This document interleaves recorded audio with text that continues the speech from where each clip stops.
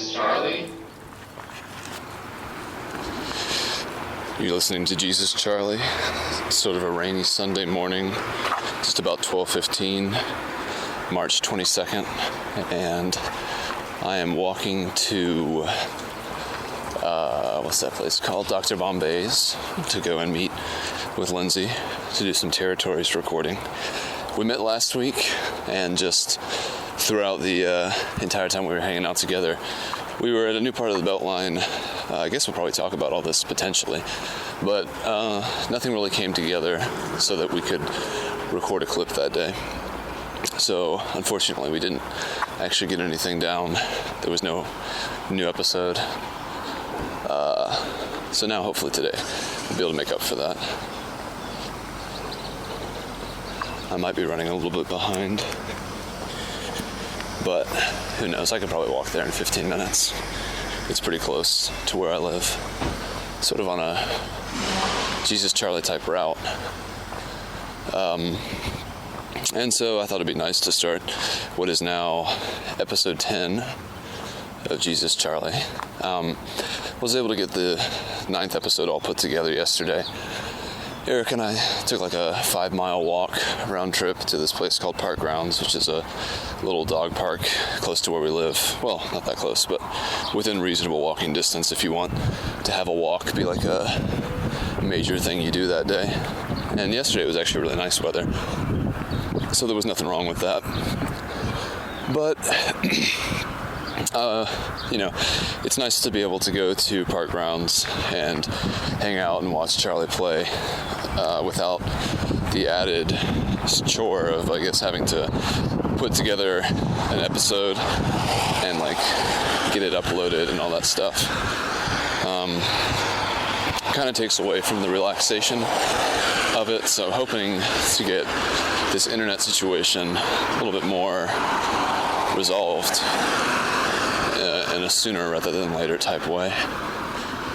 There's some guy in the distance I can see standing. He looks like a ne'er-do-well type. I was hoping he had a dog, because at least I would know why he's just standing there as I walk towards him. I just don't want him to ask me anything. I'm not going to say anything in a minute. We'll see if he says anything to me as I pass by him. Radio silence.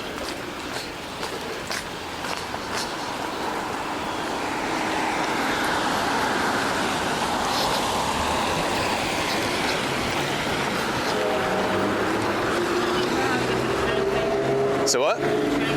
You trying to get there? It's straight down this road. Yeah. It'll be on your right-hand side. Yeah.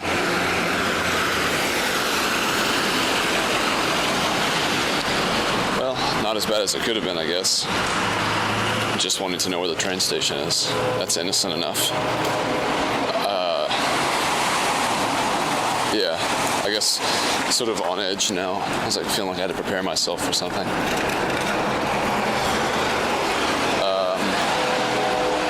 It's weird being out here during the daytime doing a clip. I don't usually feel like that happens. I feel a little exposed as I walk. But thankfully it's a rainy day, so if I am to be exposed across the street real quick, it's going to be only to people in their cars. Not going to be very many people outside today. It's funny, it's spring right now, and it's just like the very early beginning part of spring. And so when the weekends are really nice, and even on the weekdays after like 6 o'clock or so, there has just been this explosion of people outside going places, particularly on the part of the Beltline that I use to get home. There's been all these people, and it's funny just because, like, for me, I feel like I've been out.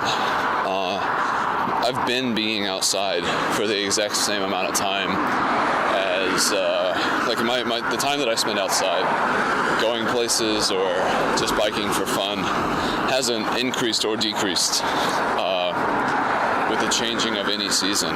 It's always very consistent, and it's weird because you spend so much time in the winter and in the fall out biking around or walking when there's no one else out, it makes the city seem like it's like uninhabited.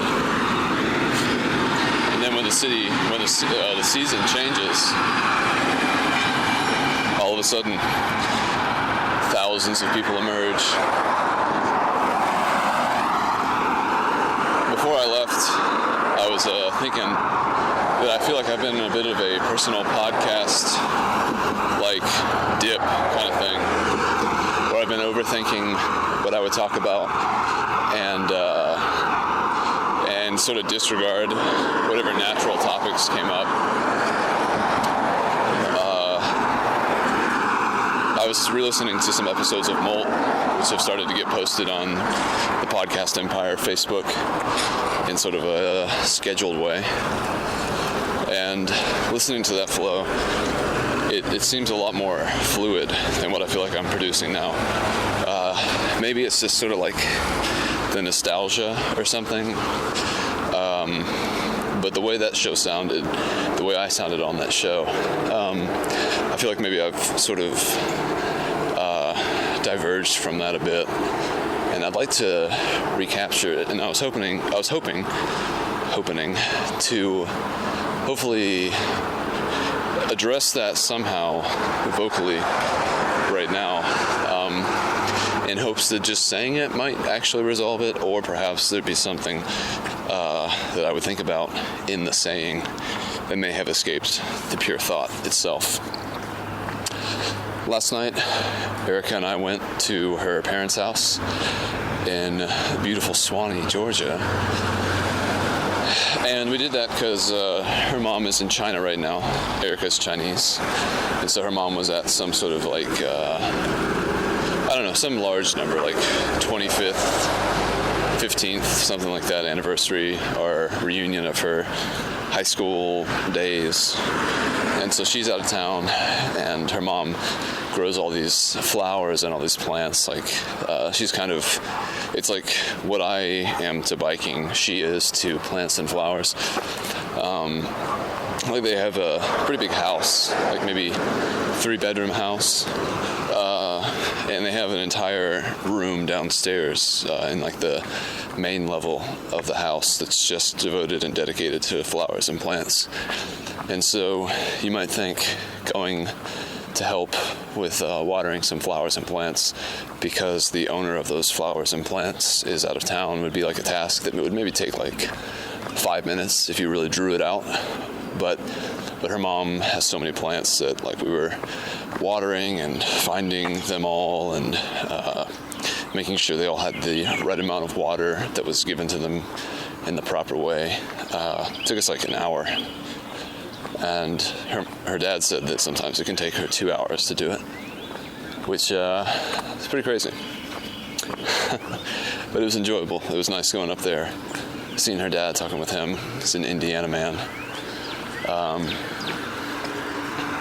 But I'm getting close extra now to where I need to be, so I'm gonna go ahead and shut this off. But I want to get a new little clip in just to set the week off right as we go into this next week. So thanks for listening. Jesus Charlie.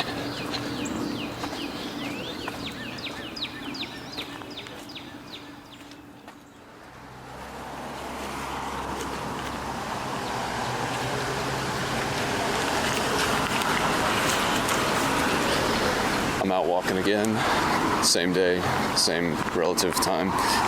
It's 12:45 now. Just talked to Lindsay for a bit. She's inside Gato, eating some breakfast, and it's a very small space, and she has to, I was standing the whole time, and like standing behind her, which kind of put me in the way of other people, and made her have to turn all the way around.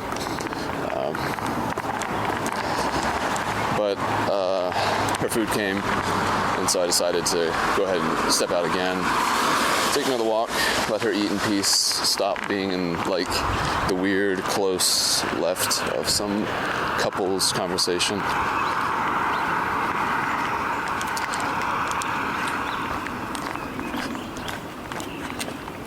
So, taking another walk around the block here.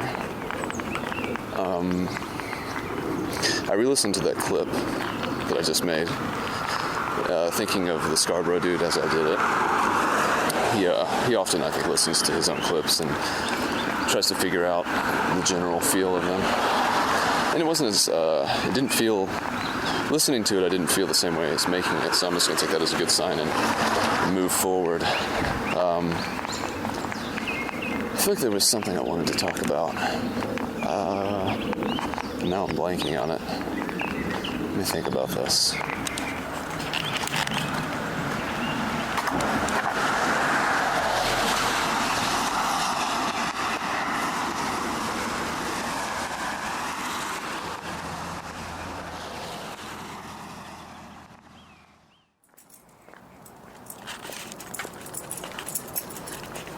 Hello, you're listening to Jesus Charlie.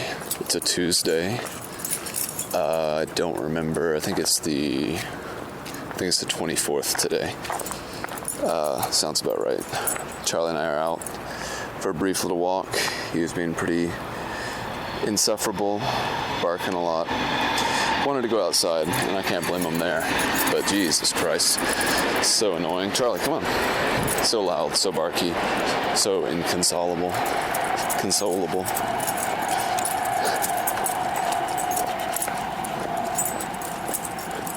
Charlie, come on. Taking him out, waiting for the new episode of Week in Review to get posted. Soon to be working on some episodes of Territories, I think. And I've been thinking a lot about Jesus Charlie and how I'm on episode 9 right now, about to be approaching double digits. And I think I'm going to go on an indefinite hiatus with Jesus Charlie. I feel like I've kind of hit a point now where I don't feel like I have anything to talk about on a daily basis. Not to say my days are boring, but I'm starting to like kind of bore myself with recounting what I did on a given day. Because at this point in my life, there's a lot of repetition every day. You know, I'm at work for a very definite point of time every day. I have a very regimented schedule Monday through Friday. And that's like the primary time that I would be recording Jesus Charlie. And I don't really want to spend my weekend doing Jesus Charlie. Because I probably still wouldn't have anything to say then. And I kind of had a bit of an epiphany with the help of Lindsay when we were doing Jesus Charlie, or when I was doing Territory with her.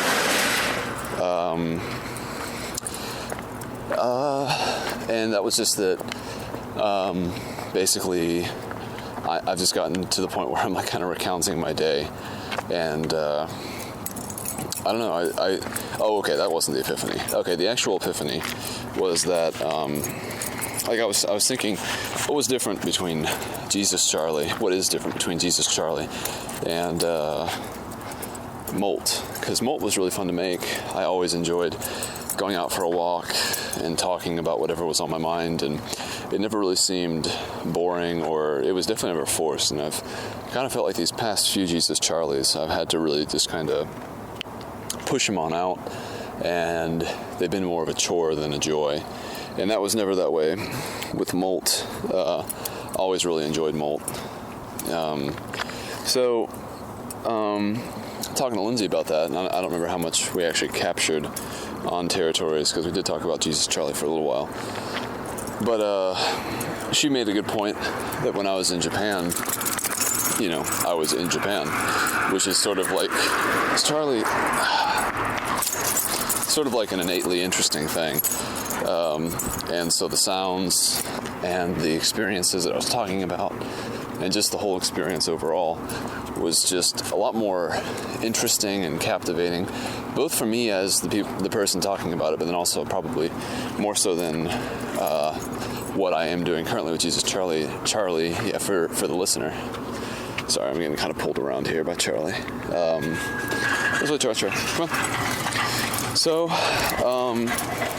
not really sure where to go with Jesus Charlie at this point. Contemplated doing something like completely creative and fictitious, basically creating a character who goes about his fictitious life, and that's podcasted. But honestly, I don't know if I would be able to maintain that either. For multiple episodes, and it's kind of premature to stop before you even start, but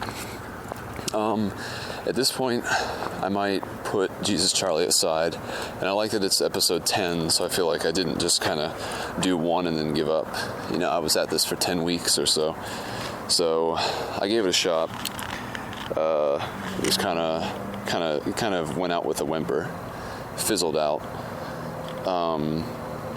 But I don't know if I'll do anything more creative, more story-based, sort of a narrative, as opposed to this, which is just basically like an audio diary or journal or something. But I mean, honestly, I just don't have enough to say at this point, because I just don't want to tell you about all the emails that I took today. I don't want to tell you about how many cups of tea I drank, how many times I went to the bathroom, how many, fruit and nut bars I had, whatever else. I mean, that to me is just really boring to recount, but also that's like the majority of what I did today. And I'm not really in the same position as when I was a student, where I'm like watching a bunch of interesting stuff or getting a bunch of interesting ideas in my head all day. Which I actually remember when I was interviewed for where I work now. One of the guys who I interviewed with, I told him that I was like really into watching TED Talks, and I really enjoyed just kind of trying to expand my mind through watching things online, and how great it was to have the internet as a tool for that. And he said something like, "Oh, that's great. That definitely won't last forever. Like your ability or your willingness to watch those things." And I kind of scoffed at him. Not in the interview. That probably wouldn't have come off good. But I was kind of taken aback by that, because I was like, well, I don't want to stop watching these things. But at this point, Charlie, I'm more selective with what I watch. Like, I don't just go and watch TED Talk after TED Talk and just hope that they're interesting. Now, I kind of only want to watch one if it's like definitely interesting, which I guess is kind of hard. Oh, Charlie, Jesus Christ, going out on a high note for him. Just maneuvered the leash so that it hit my balls, so now I've got like a slight windedness to me. Anyway, we're going back inside now. Hopefully he'll stop being such a terror. That's not going to happen, but just wanted to say, I don't know how much more I'll record this week, Jesus Charlie, but at least for the foreseeable future, this is the last episode for now. So, we'll see you soon. Jesus Charlie.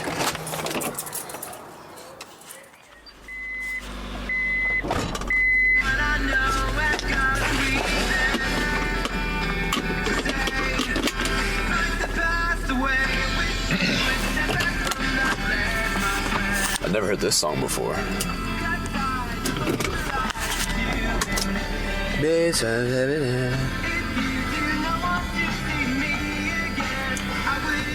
Okay. It's a Friday night. I don't remember. Today is the 27th, actually, because last night was the Father John Misty show. That was a lot of fun. Erica and I went together and sat in the very, very back of the very, very top. So we couldn't really make out any facial details, but for me, I just wanted to be able to be in the same room and close enough to be able to discern that what I was hearing was like live and real. And so that was achieved. It's a little bit of a cold day here in Atlanta, like much colder than it's been recently, as you might know if you live here. And here I am already recounting my day. Another reason I think Jesus Charlie is going to have to make way for something different, or for just an absence. Because this is just a little bit too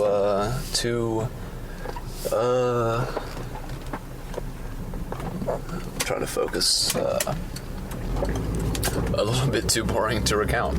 I mean, it was fun to me while it happened, but I've never really been one to enjoy like, oh, I'm not a very good storyteller, which is funny to have a podcast and then to say that. Like, I don't really do a good job of describing the details, nor do I like put a lot of effort into trying to like get an emotional rise out of the person that I'm telling whatever I'm telling to. So usually what I'll end up doing is just telling a story and then just jumping to the very end and expecting to look up from my sort of pathetic story time moment to see the face of the person who I'm talking to and expect them to have the same sort of genuine reaction that I did. Because, if I'm telling a story, it's probably going to be something that I guess I found at least a little bit interesting. But anyway, wouldn't say I'm a great storyteller. So for that reason, we'll just recount my day as if it were a list. Or chronological ordering of events, perhaps. And in fact, already I'm going to skip to the first thing that comes to mind, which was more towards the end of my day. By the way, I don't remember if I said I'm head to the store right now, but maybe you gathered that based on context clues because of the car noises and the music playing, etc. For some reason, my voice kind of sounds a little deep right now. Trying to think if there'd be any reason for that, like if I've been talking a lot or strenuously or something, but recently I don't think so. Anyway, I saw my friend Stephen today, Stephen Abaddon. Shout out to Stephen Abaddon. And that was a very nice surprise. He was out running on the Beltline, and it's interesting because I've switched my shift again, which I feel like I've switched my shift like 3 or 4 times since moving to the department in which I currently reside, which is a lot because I've gone from 8 to, well, if we start from the beginning, I've gone from 11 to 8 to 8 to 4 to 10 to 6 and then 10 to 7 and then now 9 to 6, which is so far my favorite. I do have to sacrifice a little bit in the morning because I'm tired. I have to get up about maybe 40 minutes earlier than usual, which, no one's ever a fan of that, but for what it affords me in the afternoons and everything, I think it's worth it. So I switched my shifts, which allows me to go home at a certain time now. And I've also been trying to find like a bunch of different ways to get to my work now because we recently changed locations. And so I've been biking all these different ways. Like, it's kind of cool because, people talk about whether or not there's a free will. And I'm thinking about it like if there's no free will, then you're just subject to basically whatever your mind creates. And that's that. And so, like, when I want to go for a bike ride and take paths and routes that I've never been on before,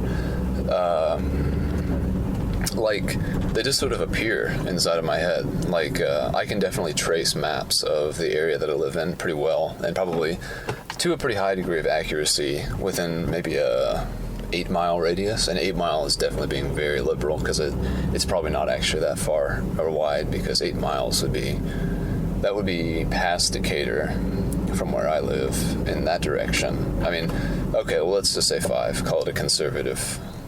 Let's call it a liberal 5. Anyway, I can trace all these ideas that I have if I feel that a specific commute path has become sort of stale and I want to reinvigorate it. I just sort of think, okay, well, where do I want to go? Where do I want to see? When I'm biking, certain areas definitely give me like a certain feeling, and so every part of Atlanta that I have sort of a biking memory from, I can kind of draw on that sort of nostalgia just simply by going through the area, which I think I've said before is like one of the reasons I got into biking to begin with was to relive nostalgia. My friend Josh lived about, I don't know, 10 miles away, maybe, yeah, about 10 miles, maybe 8 miles away, but that's not too far from 10. It's closer to the 10 than not. But yeah, I would miss hanging out with him. I guess it was in 10th grade when I first started biking, seriously, like going for long distance rides with like, a backpack of like food and water and making a day of it. Like when I was in summer, when it was summer rather, and I was in high school, just ate dinner, so a little burpy. When I was in high school, Josh and I were really good friends. Josh Liner. We're at this store now, but I'm just going to kind of turn off the car, keep talking, because I don't think this episode's quite done yet. Josh and I were really good friends for a long time, from like 7th grade for me, 8th grade for him, until just about when I was a sophomore. There started to be a little bit more of like a distance between the two of us, whereas before that, it was kind of like we spent like almost every possible moment that we could spend together, we did. And I think my parents even thought that I was gay for a little while, like, because we would spend the night all the time with each other. And I mean, I was never physically attracted. I've never really been physically attracted to a man, period, but definitely not physically attracted to Josh. Not that he's an unattractive man, but I think if I were to be gay, he would not be the man who I would go for. I guess for no real reason that can be easily articulated. But he and I used to be friends, that were really good friends.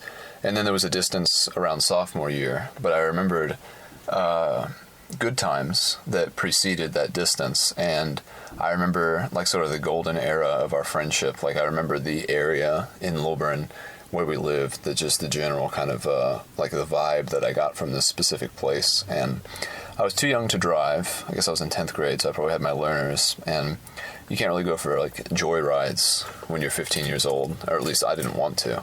Definitely didn't want to like beg my parents to drive in the car with me while I went and experience some sort of a old friendship nostalgia. That probably wouldn't have helped my claim that I was actually not gay with Josh too, if I was like saying that I pined for him so much that I was actually willing to just drive by, just merely be in the same vicinity as past memories. It sounds like love for sure, and I guess perhaps that's what I was missing, my old friendship love with him. But with my parents, that would have been a funny thing to try to explain and not sound very weird, because I had never had a girlfriend up to this point either. Never had a serious, like, I never had a girlfriend, period, really. I mean, I think my first girlfriend, the only girlfriend I may have had before I had my first serious girlfriend in college was like when I was definitely in elementary school.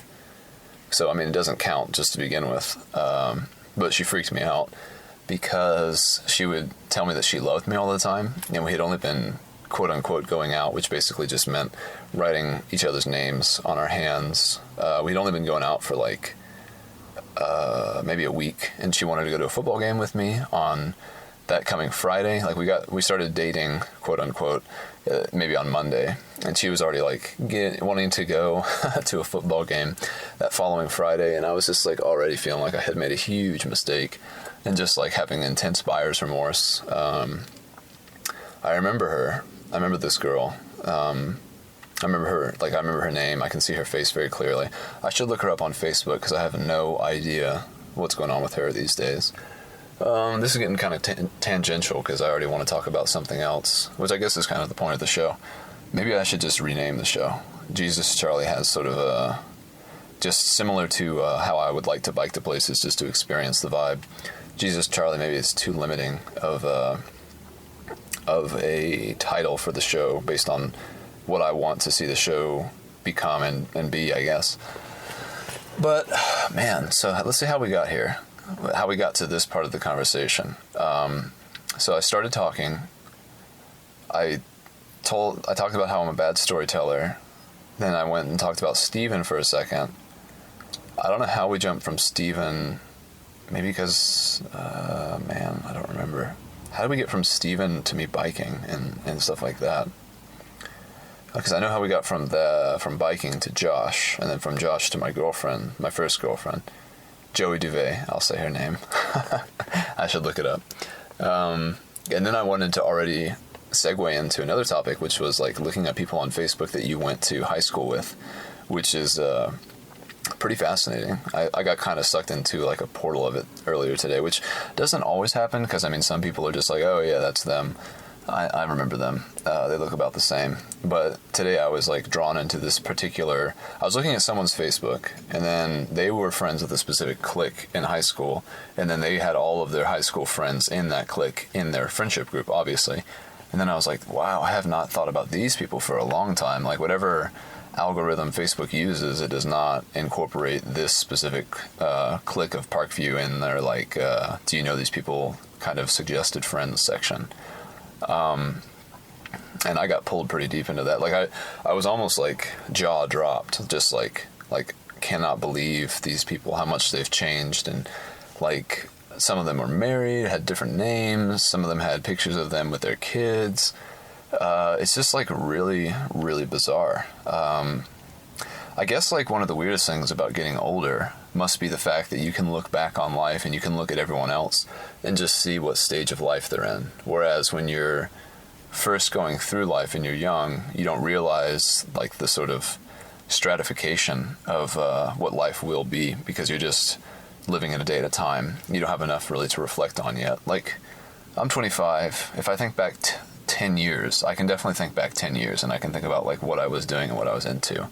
But go back 20 years when I was 5, probably not. However, 20 years from now, thinking back when I was 25 and remembering this moment where I was in the Kroger parking lot in my girlfriend's car on a Friday night by choice, going to the store, having just recently consumed the first of 8 gramporally infused chocolate soy milk ice cubes that I cooked up last night after the Father John Misty show. I was inspired. Like, I think that it's going to be interesting 20 years from now to try to remember things that were going on now. Because, like, my parents, they remember when my sister and I were young. They remember what it was like for us growing up from 0 to where we are now. And that's because they were already in there. My mom was 30. My dad was 31 when they had me.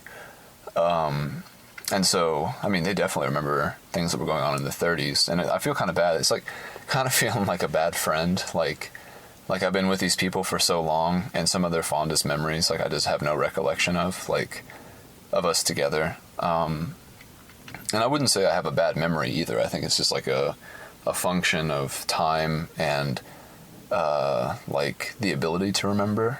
Like, I don't know, I guess some people with like, eidetic memories, where they can remember everything photographically.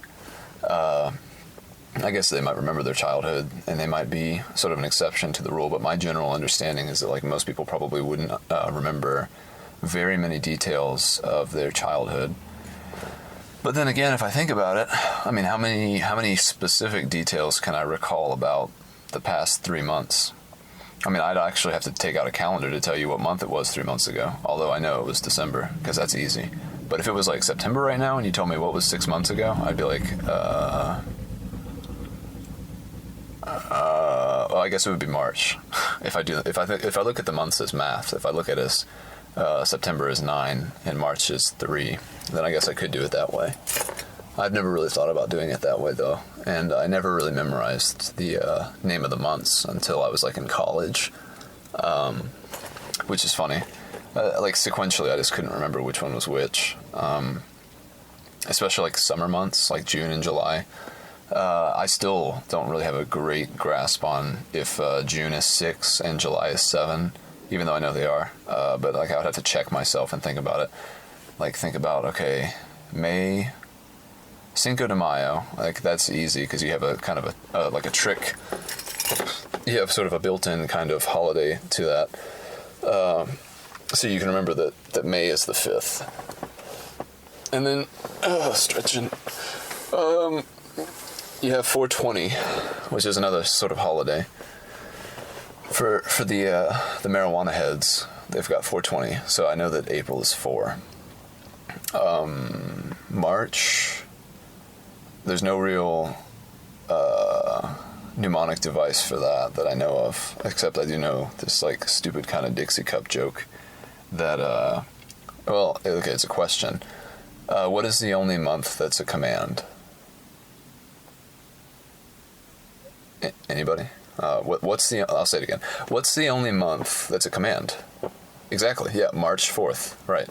So I know March 4th, and we're in March right now, so it's easy for me to remember the month that we're currently in. However, it's kind of like when you have your birthday, and like, to me, I feel like I spent like all year trying to remember how old I was. Like when people ask me on the fly, like, how old are you? I'll usually default to how old I was like the year before, because I spent a year trying to remember that for those types of situations. So I have to like kind of think about it, and I have to kind of remember if there's anything like particularly circumspect about my birthday that would maybe remind me how old I was. This one is pretty easy. 25, pretty easy. 21, pretty easy. 18, pretty easy. But again, those all have sort of like relational type of life events. Like 18, you can vote, you can I guess buy cigarettes, you can get tattoos if you want, piercings. So maybe the piercings are 16. And then you have 21, so you can drink, which I guess I've been 21 for 4 years, which that's a weird sentence. I've been 21 for 4 years. That's like 21 is a state of being, so I have been 21 for 4 years.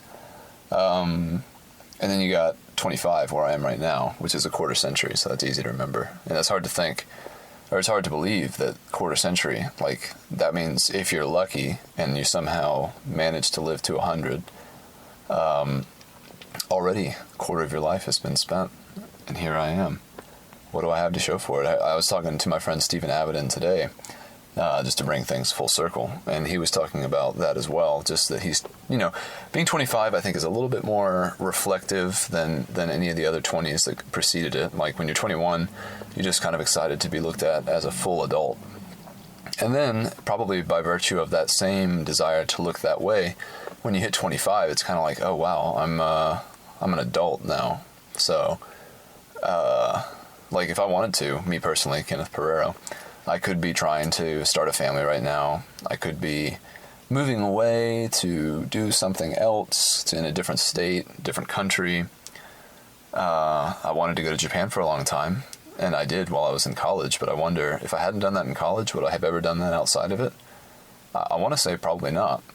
And I don't know why I want to say that, because I would want to say yes, I would do that. However, realistically, thinking about how people are ruled basically by their patterns and their habituations and what they do on a day-to-day basis, and how that sort of informs not only what they're currently doing, but what they will do tomorrow. I probably wouldn't have gone to Japan, just because that would have taken so much effort, and I don't like to do things without a plan. And so maybe if I had gotten accepted into like the JET program, which is a teaching English in Japan specific, like not a linguistic, but a language teaching program in Japan, if something like that had happened and I was able to go to the country for a specific reason, then maybe I would have done it. But just on my own, probably not. Just because I don't know, when it comes to the way I view myself, I look at things sort of like I'm aware of a lot of things that are out there, and I'm talking specifically about like material things here. Like, I know that there are cars, I know that there are TVs, I know that there are video game systems, I know that there's broadband internet, I know that there are great smartphones, I know that there are way more efficient ways to heat and power your house. I know about a lot of stuff being out there, but despite the fact that I have an income, I look at those things and I just don't really think that they're for me. Like, I look at them and I'm just sort of, they don't seem, like, I don't ever see myself getting like a really nice car. And in truth, I don't ever see myself getting a car, full stop. Like, hopefully I will never get a car unless there's something that for some reason causes me to have to do that. There's a bicyclist now I'm looking at. She's got a nice bike. Very rugged. It looks like a solid bike. Yeah,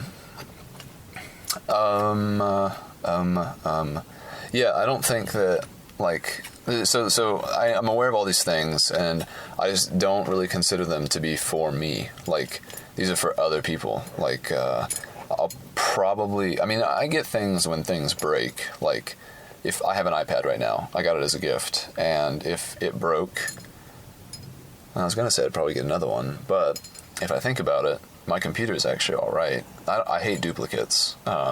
I had not a performance evaluation, but I had a meeting with my manager the other day, and I was telling her that I really love my thermos that Erica gave to me. It's a Bodum thermos. It's actually like a thermos slash French press, which is pretty cool because you can actually you can brew a French press coffee in your actual mug that you're drinking it out of. And I don't really know what the point of that is, but it's kind of cool to have like a miniature French press at your disposal. I've never used it for that. Well, I mean, this is minutia, but to be truthful, my parents got me the same mug quite a few years ago, and I had used it back then, and I found it to be very unimpressive because a lot of the grinds got into the actual coffee, and it just didn't taste good. And it was honestly, like, to a degree, I don't want my coffee to stay hot infinitely. You know, like, I want my coffee to cool down at a reasonable rate. It would be nice if it could be slowed so that I can enjoy it at the perfect temperature for longer. But honestly, it's not so much of it's not a benefit if I can't drink it because it's so goddamn hot. There's like some people outside yelling. I'm trying to see where they are because it seems like a bunch of people have been killed in Atlanta recently. There's a little memorial over by the place where I bike by daily on my commute, and it's like these two people who were recently killed outside of Little 5 Points, close to this bar called The Vortex. And it was like 2:30 in the morning, I think, on maybe it was a weekday, maybe it wasn't, but they were killed. Just like, I don't know what the situation was. There was a very, very short article about it, and honestly, they probably don't have very many details, because I mean, they could probably only speculate what happened. But these two guys were like held up or robbed or something, and for some reason they were killed too. I don't know what the deal was. Probably, man, I don't even know. It's sucky to think. It's very, very unfortunate to think that maybe if they were like, the person who held them up maybe didn't intend on killing them, like didn't have that in mind when he went up to them, but maybe they resisted a little bit, or they were like hesitant in handing things over. I mean, regardless, why do you shoot people? Why do you shoot people above the waist? Why not just shoot them in the leg? Why not just show them that you mean business? Shoot them in the leg, show them that you're seriously going to shoot them, keep them alive, give them the choice and the volition to comply with your orders, and then not only do you probably get what you wanted out of them anyway, without having to rifle through their pockets because you've killed them, getting blood and hair and DNA all over you, rather than having to go through that entire messy scenario, shoot them in the leg, shoot them in the foot, something non-lethal that you're not, if you do get caught, which you probably will, because this is a stupid thing to do and it makes no sense to go and try to steal things from people at the cost of their life. If you get caught, when you get caught, if you shot them below the belt, then you're probably not going to go to jail for the same amount of time. I mean, if you killed somebody, if you killed two people, and I mean, these guys that they killed probably had like shit for money on them, probably just like nothing. It may be nothing. I mean, they probably had some debit cards, maybe a credit card. I doubt they had very much cash on them, if any at all. And so you're going to kill these two guys. It's going to be for absolutely nothing. And then on top of that, if and when you get caught, you're going to go to jail for the rest of your life. So it just seems like probably the worst possible decision if you're looking at it in terms of like this being sort of an economy of trade and what you're giving and what you're taking in the situation. It's like probably the worst decision you could make, especially considering most people will do what you want if you have a gun anyway. But again, that's where speculation comes in, because I don't actually know what happened.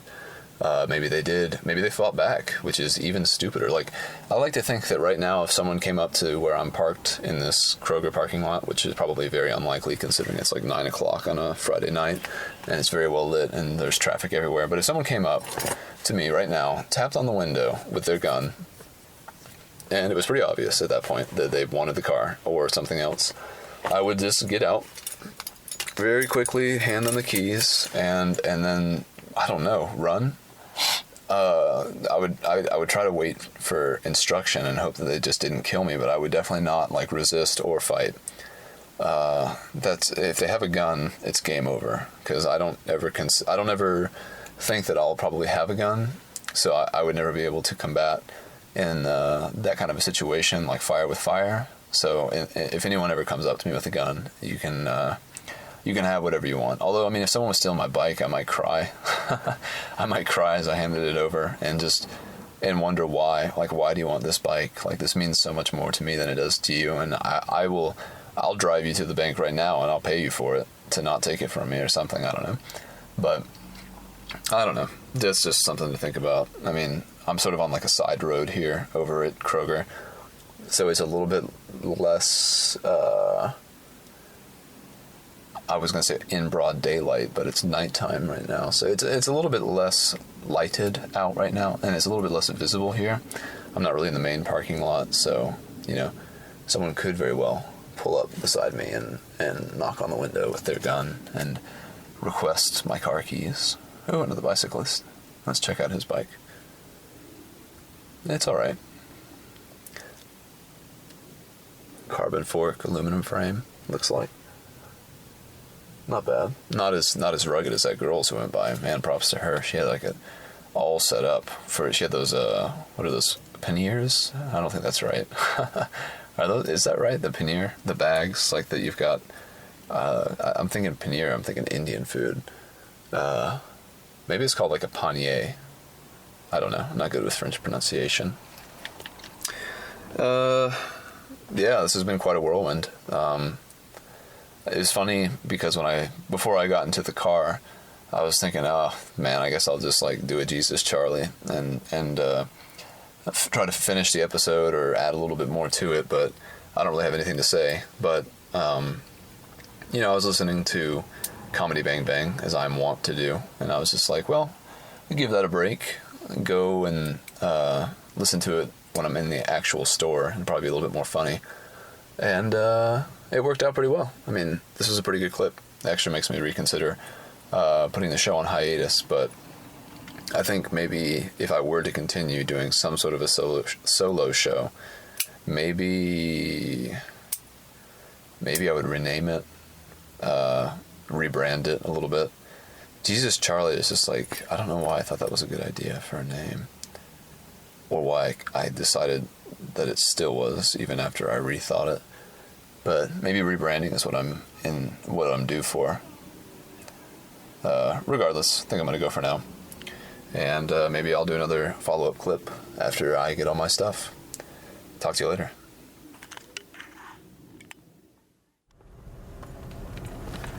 Alright, if there was ever a time when I thought that the batteries might actually die in this recorder, I have a feeling that it will be on the way home. And so if that does transpire, that event,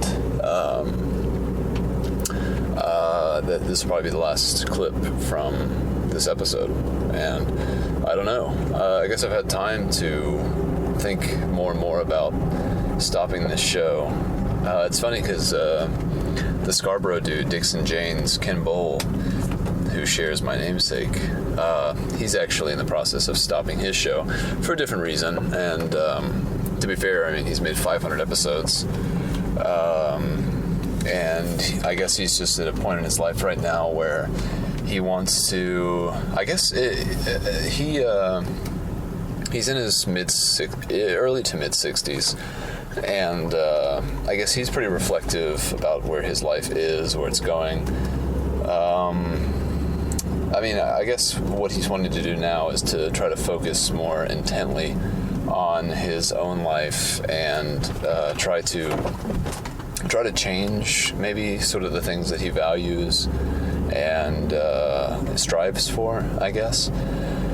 And so while I do have him on the mind as I consider stopping this show, or at least in its current form, I can't deny that has a bearing on it, but I also can't deny that it doesn't. That's a very different reason. He seems to be he seems to enjoy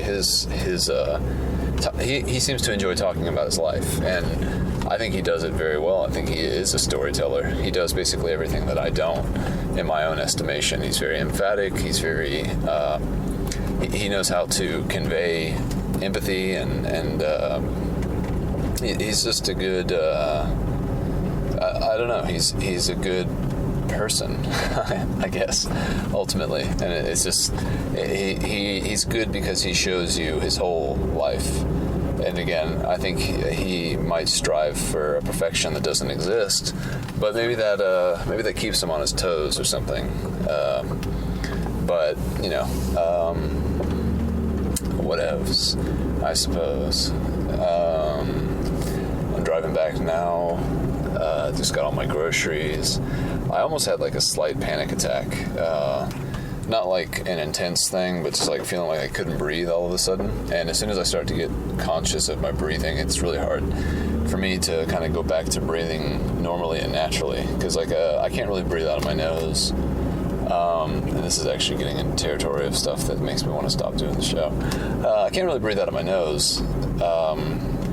And so I've always been a mouth breather primarily, but sometimes I get like self-conscious about breathing out of my mouth. Like I feel like I'm just like standing there with my mouth agape going and sometimes I am, especially like if I'm biking or something. Come on, you saw me flash my lights. Go, you fucker. Okay. At an intersection. I don't like it when people hesitate. I think go or don't go, but don't fucking do both. Don't go and stop and then go and stop. I mean, for me on my bike, it's life or death, because to get back to that and get away from the stupid old mouth breathing bullshit, it's kind of like I time everything, and I feel like I have a very intuitive sense of space and time in this respect, not in a Hawkian sense or anything like that. But in terms of saying, hey, is that car far enough away that I can get out into the street and get to where I want to go before it hits me? Yes, it is. And I'm usually right. I don't think I've ever gone out in front of a car and suffered the immediate and inexorable consequences of being smashed to death. So to a degree, I think that I have honed my ability to estimate time and distance and the confluence of both of them together, especially when in a vehicle of whatever sort, be it car or bicycle, whatever. But when people are sort of, on the line, just not really, what it is, it's inconsistency. That's really what it is. It's like I have to make all my calculations in my head with that old adage in mind, which is keeping all things equal. Like all things being equal, everything staying the same. If the conditions are known, then I know that my addition to the system will procure a specific result. But the second that deviates from what I'm calculating, that's when things can get messy. That's when things can get dangerous for me. And I just really don't appreciate people who are so indecisive, especially when it comes to something like being in a car. Because, to me, it's just like you gotta decide what you're gonna do it, and just stick to it. It's like if you're a Democrat, when you sign up to vote, you should have the wherewithal to be a Democrat till the day you die, till you cast your last ballot. Which for me, I've actually never voted. Never once. I've had 2 opportunities. And honestly, probably would have been interested in voting for both. However, it didn't really make a difference. Classic argument. Because the candidate that I would have voted for, Barack J. Obama, he ended up winning anyway, so obviously your vote doesn't matter. Ergo. Alright, we're going to do some backing up now. Some backing up podcasting. Gotta make sure I don't kill this girl, because she's crossing right behind me. And now we're backing up again. I also don't like fashion, like clothes and stuff. That's another thing. Okay. Tonight I'm going to clean my bike. I'm excited. Going on a bike ride tomorrow with my friend Ben. All right, this feels good. This feels right. Parking and brake on. Batteries are still not dead. This is really incredible. The battery sign is no longer blinking either, which has been blinking for a while now. It's so weird. I don't get these batteries. Like, this is I don't know. Again, it would be nice. Maybe, I don't think this thing has like a percentage where it will tell you what percentage of battery you have left. But then again, I don't know if that'd be any more accurate, considering this image and this display doesn't seem to be telling me anything. I mean, God, how many episodes of shows have I done? 4 or 5? Different shows, territories, Jesus Charlie, Weekend Review, even a couple weeks ago. That was 2 weeks agu I've had this thing on for multiple hours since the last time for the entire time that I've been sensitive to the fact that the batteries might die. I've had it on for long stretches of time, and I even keep batteries in my pocket. I've got them right now, because I'm waiting for that inevitable time when the battery will just die, and I'll have to switch them out and keep going, and not be too put off by the fact that the batteries just die. You've been listening to a production of the Podcast Empire. Spread the word.